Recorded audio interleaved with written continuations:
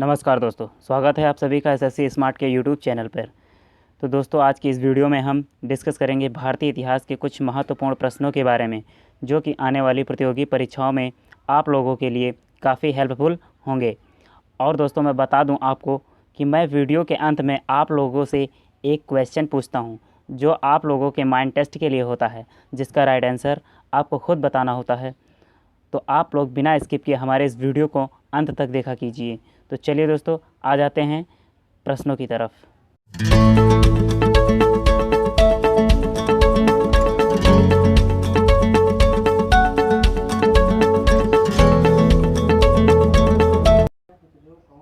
तो दोस्तों, आज की इस वीडियो का पहला प्रश्न है, करो या मरो का संबंध किस आंदोलन से है? Option number A Dandi, option number B असहयोग, ऑप्शन नंबर सी खिलाफत, या फिर ऑप्शन नंबर डी भारत छोड़ो। चलिए दोस्तों, इसका राइट आंसर हमें सोचकर बताइए कमेंट बॉक्स में। चलिए, आप लोगों ने इसका राइट आंसर सोच लिया होगा। इसका राइट आंसर हो जाएगा ऑप्शन नंबर डी। जी हाँ दोस्तों, करो या मरो का संबंध भारत छोड़ो आंदोलन से है। चलिए, बढ़ जाते हैं क्वेश्चन नंबर 2 की तरफ। तानिया सचदेव कौन है? ऑप्शन नंबर ए अभिनेत्री, ऑप्शन नंबर बी शतरंज की खिलाड़ी, ऑप्शन नंबर सी डांसर, या फिर ऑप्शन नंबर डी गायक। चलिए, इसका भी राइट आंसर आप लोगों ने सोच लिया होगा। इसका राइट आंसर है ऑप्शन नंबर बी शतरंज की खिलाड़ी। जी हाँ दोस्तों, तानिया सचदेव एक शतरंज की खिलाड़ी है। चलिए, बढ़ जाते हैं क्वेश्चन नंबर 3 की तरफ। और दोस्तों, मैं वीडियो के आंसर को सोचने में आप लोगों को ज़्यादा टाइम लगता है, तो हमारी इस वीडियो को पॉज करके आप लोग आंसर सोच सकते हैं और हमें कमेंट कर सकते हैं। ऋग्वैदिक आर्य भारत में कहाँ रहते थे? ऑप्शन नंबर ए उत्तरी भारत, ऑप्शन नंबर बी पूरे भारत में, ऑप्शन नंबर सी भारत के पूर्वी भाग में, या फिर ऑप्शन नंबर डी सप्त सिंधु क्षेत्र में। चलिए, इसका राइट आंसर हो जाएगा ऑप्शन नंबर डी सप्त सिंधु क्षेत्र में। जी हाँ दोस्तों, ऋग्वैदिक आर्य भारत में सप्त सिंधु क्षेत्र में रहते थे। चलिए, बढ़ जाते हैं क्वेश्चन नंबर 4 की तरफ। मोहम्मद गौरी और पृथ्वीराज चौहान के बीच लड़ाई कौन सी थी? जी हाँ दोस्तों, क्वेश्चन एक बार फिर रिपीट कर लेते हैं। मोहम्मद गौरी और पृथ्वीराज चौहान के बीच लड़ाई कौन सी थी? ऑप्शन नंबर ए तराइन की लड़ाई, या फिर ऑप्शन नंबर बी खानवा की लड़ाई, ऑप्शन नंबर सी प्लासी की लड़ाई, या फिर ऑप्शन नंबर डी बक्सर की लड़ाई।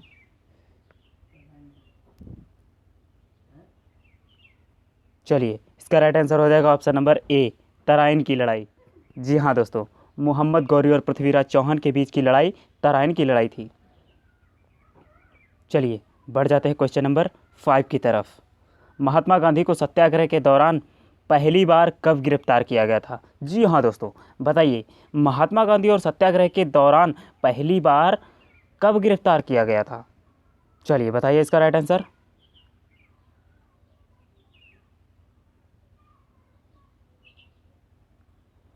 चलिए, इसका राइट आंसर हो जाएगा ऑप्शन नंबर बी। जी हाँ दोस्तों, 1908 ईस्वी में महात्मा गांधी को सत्याग्रह के दौरान पहली बार 1908 ईस्वी में गिरफ्तार किया गया था। चलिए, बढ़ जाते हैं क्वेश्चन नंबर 6 की तरफ। बरदौली सत्याग्रह के नेता कौन थे?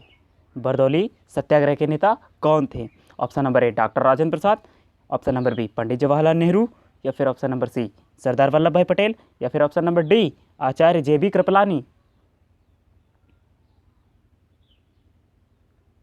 चलिए, इसका राइट आंसर आप लोगों ने सोच लिया होगा। इसका राइट आंसर हो जाएगा option number C Sardar Vallabh Bhai Patel. जी हाँ दोस्तों, बरदौली सत्याग्रह के नेता सरदार वल्लभ भाई पटेल थे। चलिए, बढ़ जाते हैं क्वेश्चन नंबर 7 की तरफ। और दोस्तों, आप लोग इंपॉर्टेंट तथ्यों को अपनी कॉपी में नोट करते जाइएगा।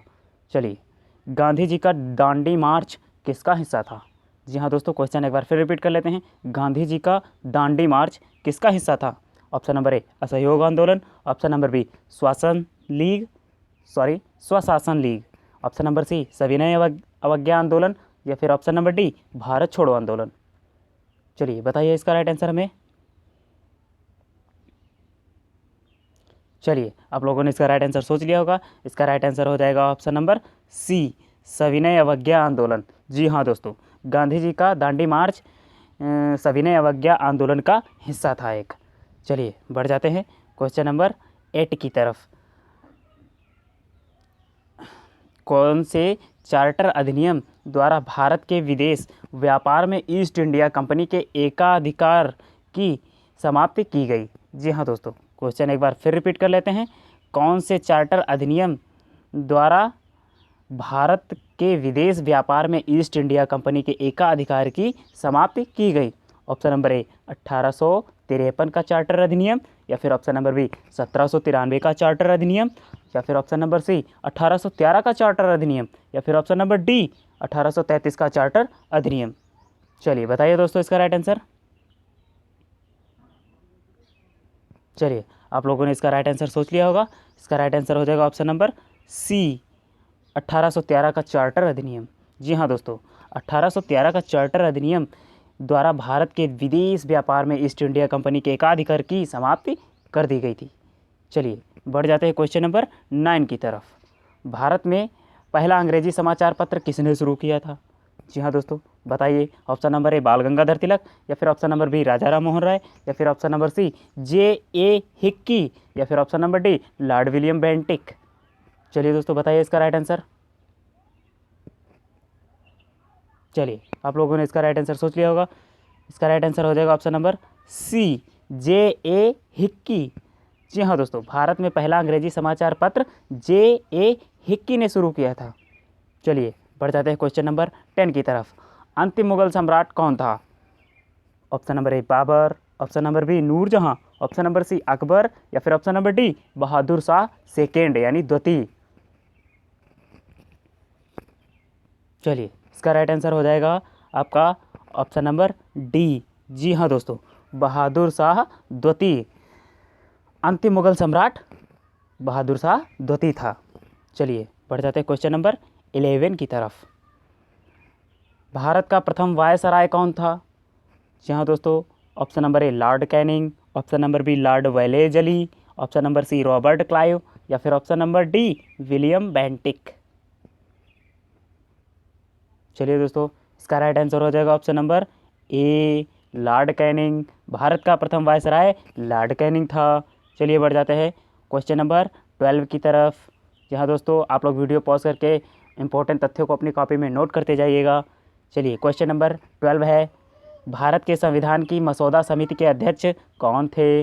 Option number A Vallabh Bhai Patel, option number B doctor B.R. Ambedkar, या फिर option number C doctor Rajendra Prasad, या फिर option number D Jawaharlal Nehru. चलिए बताइए दोस्तों इसका राइट आंसर। इसका राइट आंसर हो जाएगा option number B doctor B.R. Ambedkar. जी हाँ दोस्तों, भारत के संविधान की मसौदा समिति के अध्यक्ष डॉक्टर B.R. अम्बेडकर थे। चलिए बढ़ जाते हैं क्वेश्चन नंबर 13 की तरफ। पाणिनि कौन थे? पाणिनि कौन थे? ऑप्शन नंबर ए यूनानी दार्शनिक, ऑप्शन नंबर बी एक भारतीय खगोल शास्त्री और प्रसिद्ध गणितज्ञ, या फिर ऑप्शन नंबर सी वैदिक काल का एक संस्कृत व्याकरण, या फिर ऑप्शन नंबर डी प्राचीन काल के महान कवि। चलिए बताइए दोस्तों। चलिए मैं बता देता हूँ इसका राइट आंसर क्या होगा। ऑप्शन नंबर सी इसका राइट आंसर हो जाएगा वैदिक काल एक संस्कृत व्याकरण। जी हाँ दोस्तों, पाणिनि वैदिक काल का एक संस्कृत व्याकरण था। चलिए बढ़ जाते हैं क्वेश्चन नंबर 14 की तरफ। पूना पैक्ट किसके बीच हस्ताक्षरित किया था?